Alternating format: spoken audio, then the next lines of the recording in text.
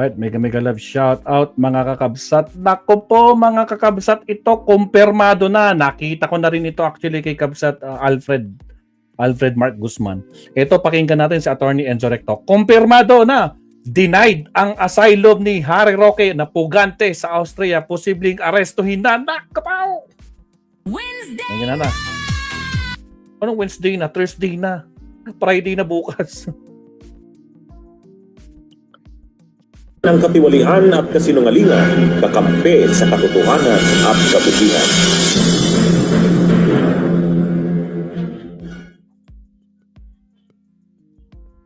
Mga kabunyog, mga kababayan, mainit na balita ito ngayon, ha? Kumpirmado na, denied ang asylum application ni Roque sa Austria. At ayon sa kay DILG Secretary Jun Vic Rimulya, posibleng arestuhin na ito. Ha? Yan, mga kabunyog, mga kababayan. Ha? Mainit na balita ito, mga kabunyog, mga kababayan. No? Kaya yung mga yabang-yabang ni Harry Roque, pa-advise pa si Harry Roque kung sino-sino ang ina-advisean na mga may problema rin, may mga kaso rin ng mga DDS, siya mismo ay problema rin. Diyos ko po.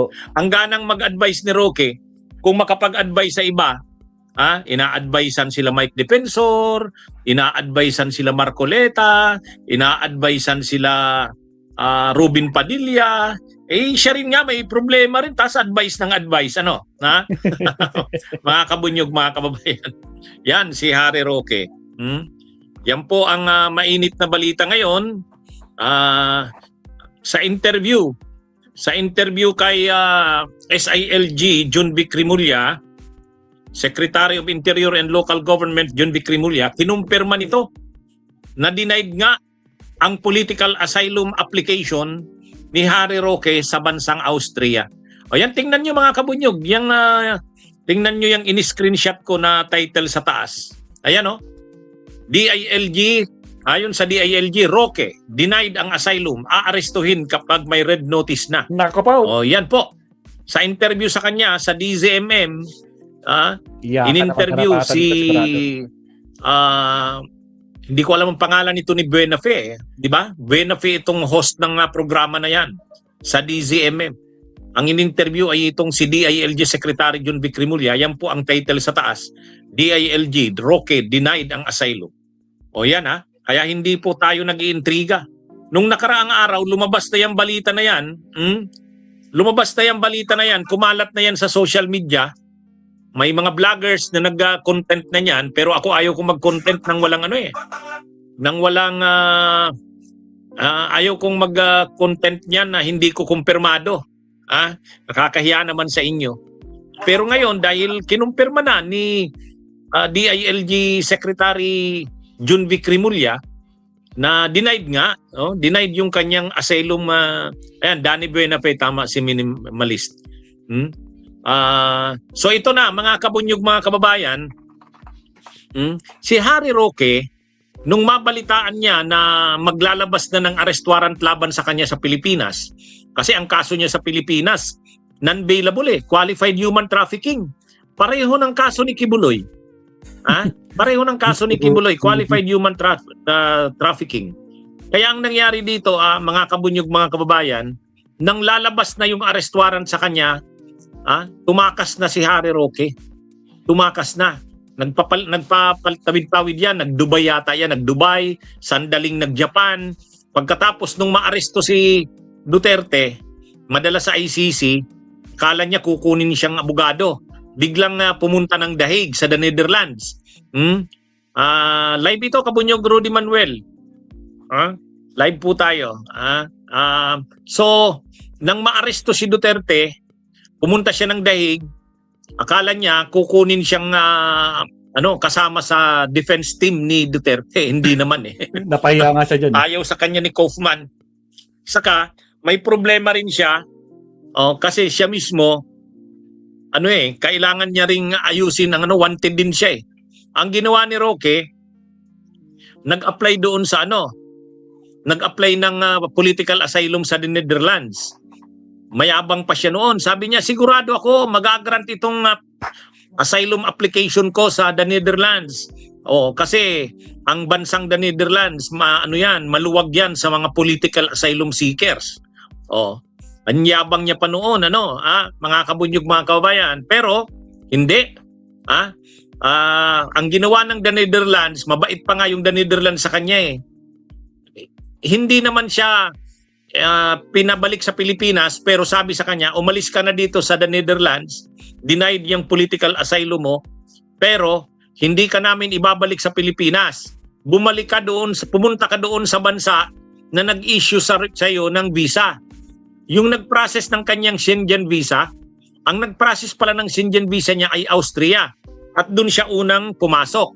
Kaya sabi ng the Netherlands, okay, hindi approve yung application mo dito sa the Netherlands, pero consideration sa iyo, umalis ka na dito. Binigyan siya ng deadline si Roque. Umalis ka na ng the Netherlands, pero hindi ka namin ito-turn over sa Philippine authorities. Ang ginawa niya, pinapunta siya sa Austria. Kasi sa procedure sa European Union, When we knew this map was going to be based in China, 4 of us actually went there to experience it firsthand to make sure we could capture its beauty and absorb the culture. asylum doon sa bansang nag-issue ng visa mo. At yung sa bansang una kang pumasok. Si Roque pala nag-apply Austria. Kaya hindi siya pinagbigyan ng the Netherlands, pinaalis siya. Kaya makikita nyo, kahit nag-trial na, ay kahit nag-hearing na kay Duterte, hindi naman siya maka-attend doon. Hindi siya makapunta ng dahig kasi pinaalis na siya sa the Netherlands nandun siya ngayon nagtatago sa Austria. Pagdating niya ng Austria, nag-apply siya doon ng political asylum. Medyo natagalan bago lumabas yung desisyon. Ang latest ngayon, ito nang sinabi ni SILG John Vic Rimulya, denied daw ang political asylum application ni Roque. Sabi ni John Vic Rimulya, mag-a-apply sila ng red notice. Kapag lumabas yung red notice ng Interpol, aarestuhin na. So yan, mga kabunyog, mga kababayan. Kaya itong balitang ito, maganda itong balitang ito. At least mabawas-bawasan ang yabang ni Harry Roque. So totoo pala yung balita na denied nga ang political asylum application ni Roque sa bansang Austria. May nabasa ko kanina, si Rudy Manvillata yung nagsabi, ayun, Harry Roque filed an MR. Nag-file daw ng motion for reconsideration. Sige, hintayin natin kung ano ngang totoo. Pero kahit mag-file siya ng MR, mahirap na yan. Mahirap na yan. Ngayon, mga kabunyog, ang sabi ni John Vic Rimulya, mag-a-apply na ng red notice sa Interpol. At pag lumabas na yung red notice ng Interpol, pwede na siyang arestuhin. Yan. Yan ang inihintay ng sambayan ng Pilipino. Ang maaresto na si Harry Roque. Madala na sa Pilipinas. Overstaying na siya. Kasi ang dami ng pinagagawa niya ni Harry Roque na masyado nang mayabang doon sa Europe. Pero mukhang naman, kung totoo ito na denied yung kanyang political asylum application sa Austria, Tapos, naman talaga kasi, hindi naman siya pagbibigyan ng sa Europe kasi ang kaso niya kasi qualified human trafficking. Paano naman naging political ang nature ng kaso niya?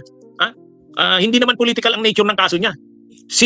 Ang mga nag-grant na pagbigyan ng political asylum ng mga Filipino sa Europe, si Juma Sison, si Luis Halandone, yung mga NDF sa CPP galing Pilipinas, nung winawanted na sila dito sa Pilipinas, posibleng ipapatay na sila dito, humingi sila ng political asylum sa Europe. Halimbawa sa the Netherlands, si Juma Sison, nag-applyan dyan ng political asylum, sila Luis Halandone.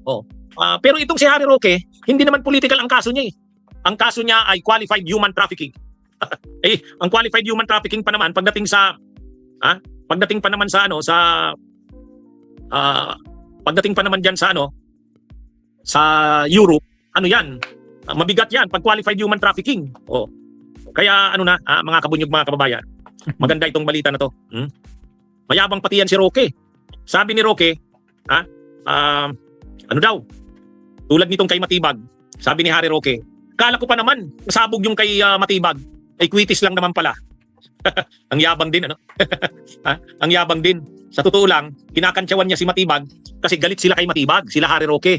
Kasi nung panahon ni Duterte, ni Digong, magkakasama sila rin ni Roque sa gabinete. Exactly. Si Harry Roque, presidential spokesperson, tagapagsalita ni Digong noon. Si Matibag, noon? Secretary to the cabinet. Secretary ng cabinet, CABSEC. Kaya si Matibag sa si Roque, magkakasama noon ng panahon ni Duterte. Ngayon, si Matibag, NBI na, at ang iniimbestigahan na si Sara, galit sila Roque. Gusto nilang sirain si Matibag. Kunwari, binabaliwala na itong si Matibag walang kredibilidad.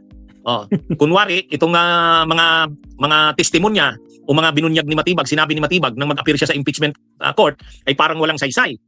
Kaya sabi ni Harry Roque, ano yun? Wala namang pasabog si Matibag, puros naman lumabas nga sa halip na pasabog, tweetis eh.